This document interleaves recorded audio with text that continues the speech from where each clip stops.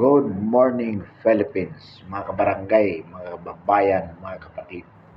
Ngayon po ay araw ng Linggo, March 29, 2026. By the way, ngayon po ay Linggo ng Palaspas. Ito po yung araw ng pagpasok ni Jesucristo sa bayan ng Nazareno o Nazaret bago po siya ipako sa cross. Pag-usapan po natin, mga kabarangay, mga kababayan, mga kapatid, ito pong krus na pasan ngayon ng sambayan ng Pilipino. Ito po ay dulot ng mataas na presyo ng mga produktong petrolyo dahil sa kasalukuyang digmaan na naggaganap sa gitnang silangan. Bagamat hindi po natin aminin, ito po ay ramdam na talaga yung kahirapan, sapagkat talaga naman pong hindi na kaya ng pangkaraniwang mga mamamayan ang presyo ng mga pangunahing bilihin, halimbawa po ng bigas at ang ulam. Ayon nga sa balita, ang bigas ay maaaring umabot na ng 100 bawat kilo o mas magiging higit pa sa darating na panahon. Ang presyo po ng, sabi nila, ng karning baboy baka umabot daw ng 500. Ang isda po sa 300 pesos na rin mahigit ang kilo. Ganon din po ang mga pangkaraniwang gulay na nagiging pangunahing ulam ng mga pangkaraniwang mamamayan. Ang masakit po dito, mga kapatid, mga kabarangay, mga kababayan, kung mismo yung mayroong mga trabaho, kumikita ng kaunti, ay nahihirapan, edi mas lalo na po yung mga walang trabaho. Sapagkat sa isang pamilya na mayroong 3 o 4 na membro, kulang ang 500 piso maghapon para lamang sa mga pangunahing pangangailangan. So ano pa kaya yung isang pamilya na mayroong 5 hanggang 7 membro o 8 o higit pa at walang permanenteng trabaho. So ganun po, mga kabarangay, mga kababayan, mga kapatid, kahirap ang ating nararanasan ngayon. Ngunit ang irony po, the irony with the present administration of Bongbong Marcos is that it is insisting that everything is normal. Normal ang supply ng langis, normal ang supply ng pagkain. So, sapagkat ini-insist ng pamahalaan na ang lahat ay normal. So, ang ibig lamang sabihin po, they are not exerting effort to do everything that could alleviate the hardship of the masses. Yan po ang nagiging problema. At yan po ang, kumbaga, it is the things which the government has been specializing, the art of lies. So, pilit pinapaniwala ang sambayanan na hindi dapat magpanik sapagkat lahat ay normal, sapagkat hindi naman nahihirapan ang sambayanang Pilipino. Ngunit sa aktwal na karanasan ng sambayanan, talaga pong hirap na po. Ang tanong po mga kabarangay, mga kababayan, mga kapatid, ano po ang dapat na solusyon dito? Nakakalungkot sapagkat sa halip na ang buong makinarya ng gobyerno ay gamitin upang masolusyonan ang malalang problema o ang palalang problema ng kahirapan, ang buong makinarya ng gobyerno ay ginagamit sa pamumulitika pa rin. Halimbawa po ang Kongreso. Instead of devoting their time thinking the possible solutions of the problems we are confronting with, abalang-abala po sila sa impeachment sapagkat ang gusto po nila na pagdating ng 2028 disqualified si BP Sara sa pagtakbo bilang Pangulo ng Pilipinas. Mga kabarangay, mga kababayan, mga kapatid, alam po natin na kumbaga ito na lamang ang katiting na pag-asa na pinanghahawakan ng sambayan ng Pilipino. Ang magkaroon po ng isang liderato sa 2028, isang uri ng liderato ng pamahalaan na mayroong kakayahan, tunay na malasakit para sa bayan. At ito naman po ay ating napatunayan noong panahon na si Pangulo Rodrigo Duterte ang Pangulo ng Pilipinas noong panahon na nagkaroon ng COVID crisis. Sa atin pong paniniwala, mga kabarangay, mga kababayan, mga kapatid, kung hindi po si PRRD ang naging presidente noong panahon na tumama ang COVID, sigurado po na maraming Pilipino ang namamatay o ang namatay. Ngayon po tayo ay kumakaharap sa katulad na crisis, bagamat hindi COVID. Ngunit ang bigat ng problema ay may tuturing po natin na katumbas o baka sa darating na panahon masigit pa kaysa krisis na dulot ng COVID. Kaya higit pong kailangan natin na magkaroon talaga ng isang matapat, isang may kakayahan, at isang tunay na nagmamalasakit para sa bayan na isang Pangulo. At ito po ay makikita natin sa katauhan ni BP Sara. Ngunit ang nangyayari po ngayon, pinagsisikapan ng kasalukuyang pamahalaan para ma-disqualify siya sa 2028 in terms of or by way of an impeachment which is going on at the lower house, specifically with the Justice Committee at the House of Representatives. Mga kabarangay, mga kababayan, mga kapatid,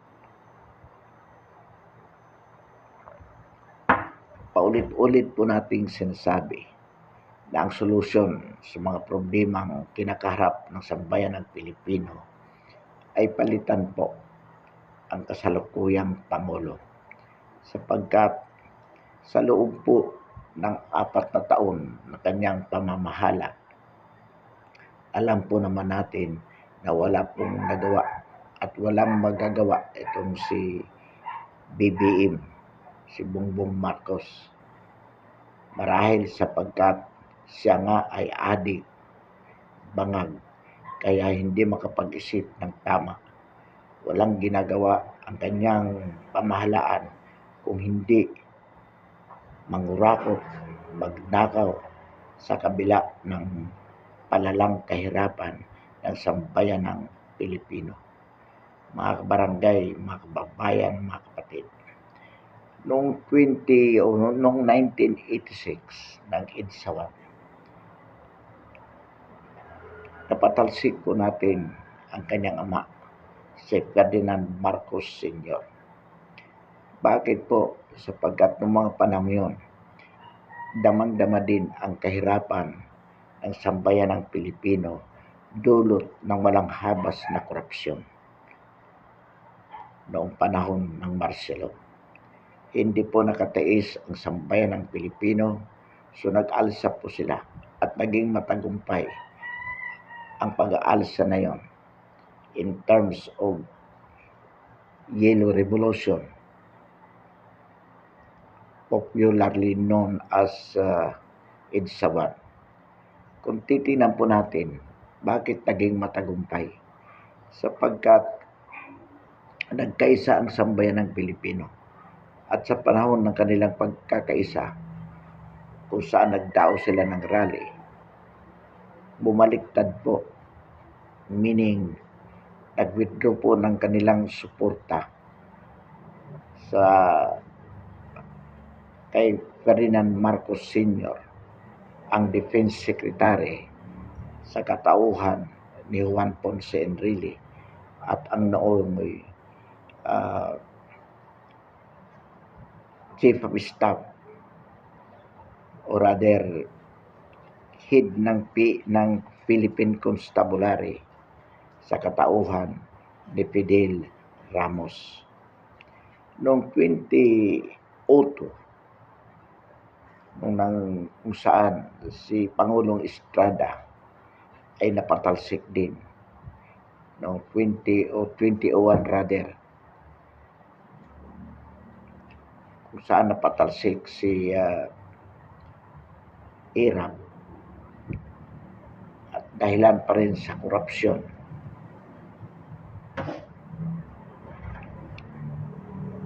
Ito po yung tinagurian noong sa Equito, yung Jose Velarde account with the Equitable Bank. Naging matagumpay po ang pagpapatalsik kay Pangulong Irap sapagkat bumaliktad noon si King Lacson, being at the time the head of the Philippine National Police, at si Angelo Reyes na noon ay Chief of Staff yata, hindi ako nagkakamali.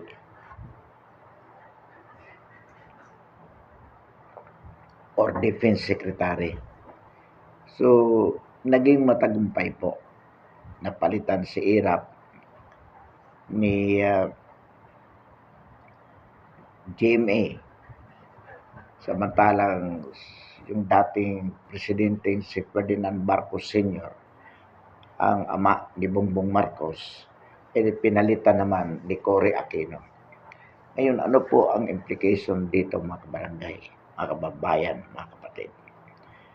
Ang people power in terms of ousting the incumbent president ay nagtatagumpay lamang po kung ang Armed Forces of the Philippines at ang Philippine National Police ay nagwi-withdraw ng kanilang support sa kanilang commander-in-chief, the sitting president. So in other words, itong sinasabi nating people power na ninanais natin na magpatalsik sa kasalukuyang Pangulo na si Bongbong Marcos, magtatagumpay lamang po kung ang Armed Forces with Gibo Teodoro as Defense Secretary and General Browner as Chief of Staff at ganon din po ang PNP, si General Natatis, ay mag-withdraw ng kanilang suporta sa Commander-in-Chief na si Bongbong Marcos. Ngunit ang tanong, ito po bang mga personalidad na ito si Gibo Chodoro, si General Browner, at itong PNP chief na si General Nartatis, sila ba ay magwi-withdraw ng kanilang suporta sa kanilang Commander-in-Chief at pumanig sa sambayan ng Pilipino kung sila ay maglulunsad ng INSA-TRIS? Mga kabarangay, mga kababayan, mga kapatid, nakakalungkot po na itong mga personalidad na ito ay hindi po babaliktad. Meaning, they would not be withdrawing their support from their Commander-in-Chief under the guise of being loyal to the chain of command as accordingly mandated upon them by the Constitution. Ngunit ang totoo po, mga kabarangay, mga kababayan, mga kapatid, ang dahilan ay sapagkat sila mismo ay nababayaran din ni BBM, katulad po ng mga kongresista at ng mga senador, na bagamat naghihirap ang sambayan ng Pilipino, ay patuloy pa rin sila sa kanilang pamumulitika. The very reason is that because they are being paid, they are being bribed by the president who is so corrupt. At itong mga taong ito ay are also equally corrupt with the president. The reason why they are in conspiracy with one another upang pagnakawan ang mga mamamayan. Ito po ang nakakalungkot dito, mga kabarangay, mga kababayan, mga kapatid. Tayo po ay naniniwala at ito naman ay ang kumbaga pangkalahatang nararamdaman ng sambayan ng Pilipino, na ang kasalukuyang pamahalaan ni Bongbong Marcos ay talagang lalo lamang magpapabagsak sa pagpapasadlak sa kahirapan ng sambayan ng Pilipino. Ang kinatatakutan po natin dito, mga kabarangay, mga kababayan, mga kapatid, kung ang Pilipinas po ay matulad sa Iran. Alam po naman natin ang nangyari sa Iran. Noong December 28, ang mga negosyante, ang mga manggagawa sa Iran ay nagprotesta, nagrebelde laban sa kanilang very corrupt na pamahalaan sa ilalim po ni Khomeini. So hindi na nakayanan ng sambayan ng Iranian ang kanilang kahirapan dulot ng napakataas na inflation. Imagine ang $1, ang US dollar ay umabot ng 1 million worth ng Iranian money. Kaya napilitang magsarado ang mga tindahan at ang mga pabrika. Nang magrebelde ang sambaya ang mga Iranians, ang kanilang military forces, yung RIGC, pinagpapatay po sila. At sa kasalukuyan, ganun din po ang nangyayari sa China. Meron din po sila doong rebellion. Dulot din po ng kahirapan ng kanilang mga mamamayan.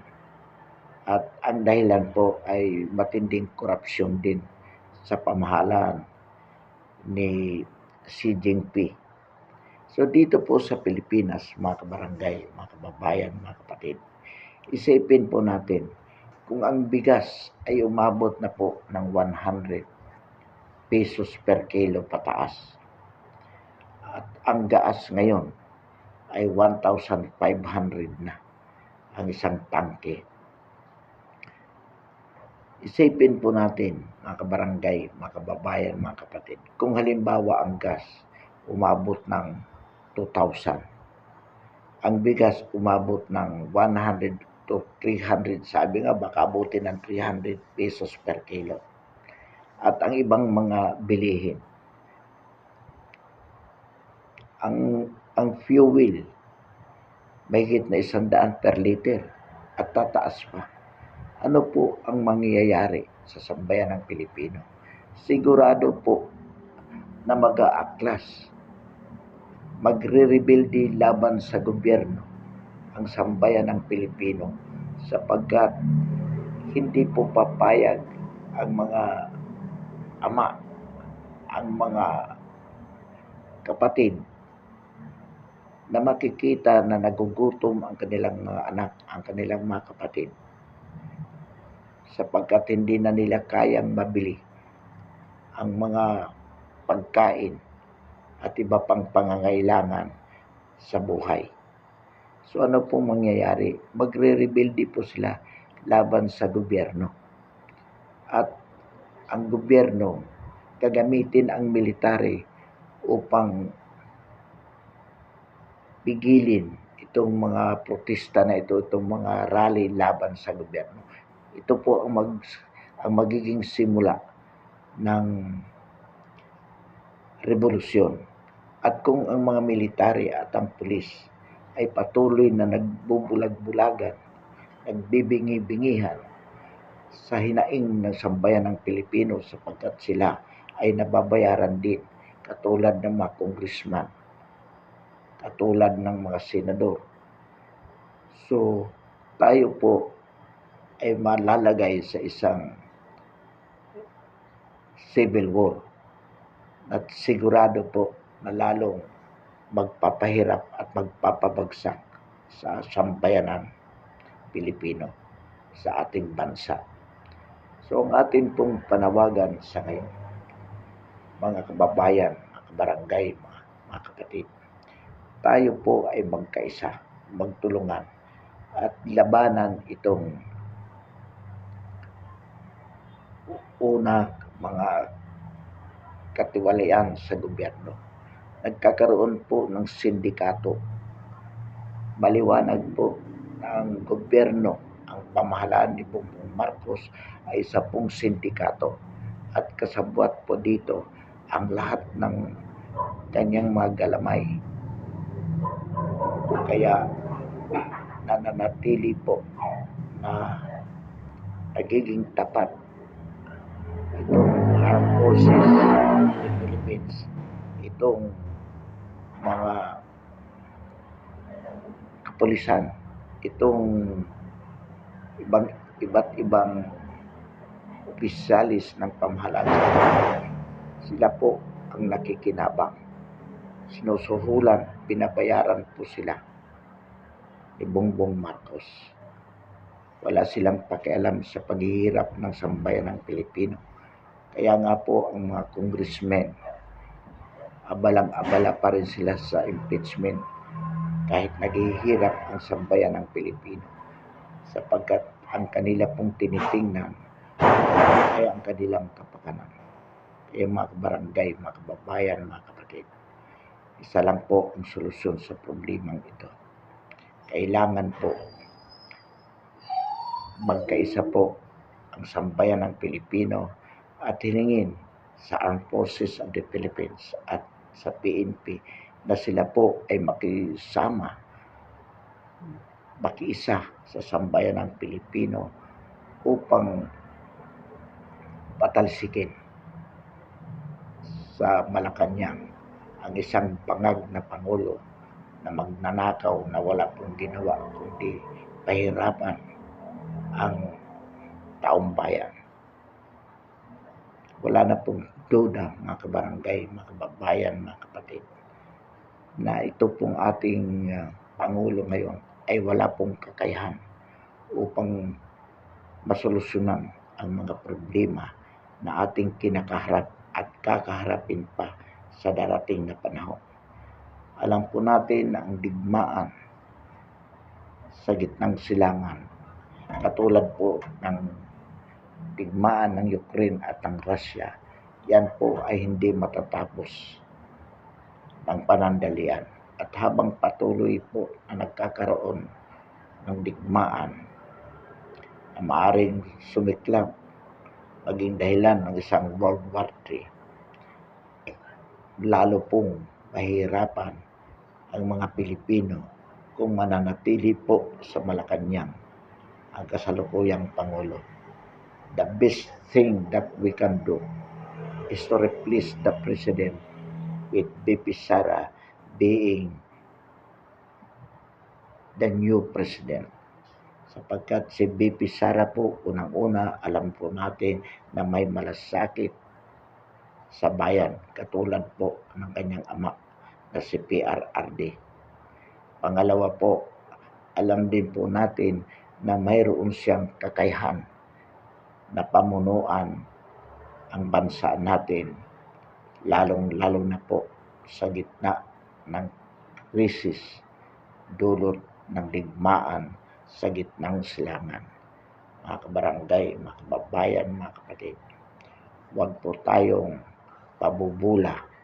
pabubudol na naman sa mga silita ni BBM at ng kanyang mga alipores, lalong-lalo na po ng kanyang mga bayarang vloggers na dulot ng kanilang kasakiman sapagkat sila po ay nababayaran ng malaki. Patuloy nilang binubudol, niluluko ang sambayan ng Pilipino sa pamamagitan ng paghahatid ng mga kasinungalingan. Pilit pinapaniwala ang sambayan ng Pilipino ng pamahalaan ni Bongbong Marcos ay naglilingkod sa mga mamamayan. Ngunit sa katotohanan po, alam natin base sa ating tunay na karanasan na ang pamahalaan ni Bongbong Marcos ay lalo lamang nagpapalala sa kahirapan ng sambayan ng Pilipino. Mga kabarangay, mga kababayan, mga kapatid, patuloy ang ating panawagan at lalo na po kay Gibo Teodoro at kay General Browner at ganoon din po kay General Nartates sa PNP. Mga congressmen, mahiya naman kayo dahil sa inyong kasakiman, lalong nababaon sa kahirapan ang sambayan ng Pilipino. Hindi nyo kami maluloko. Hindi nyo maluloko ang taong bayan sa pamamagitan ng inyong mga kasinungalingan. Habang kayo ay nagpapasarap sa buhay, habang kayo ay nagnanakaw ng mga mali-malitang pera, ang sambayan ng Pilipino ay lalong nababaon sa kahirapan. Marami na po ang nagugutom.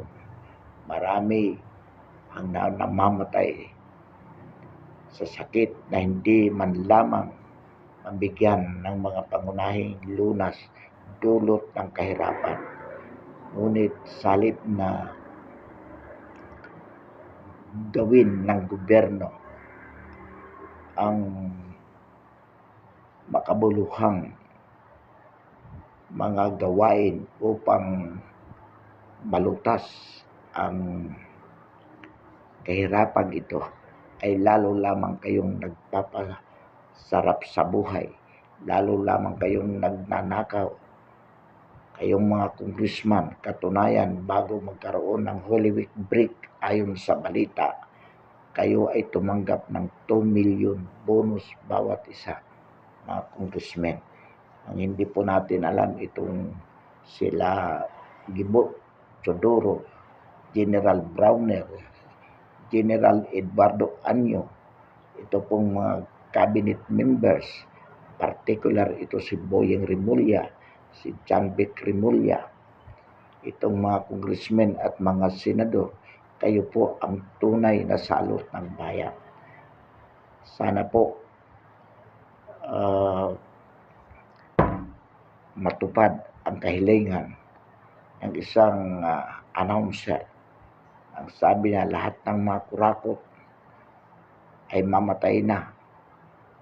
Sana ngayong Holy Week, ipako kayo sa krus nang sa ganon, hindi na kayo magdulot ng kahirapan sa sambayan ng Pilipino.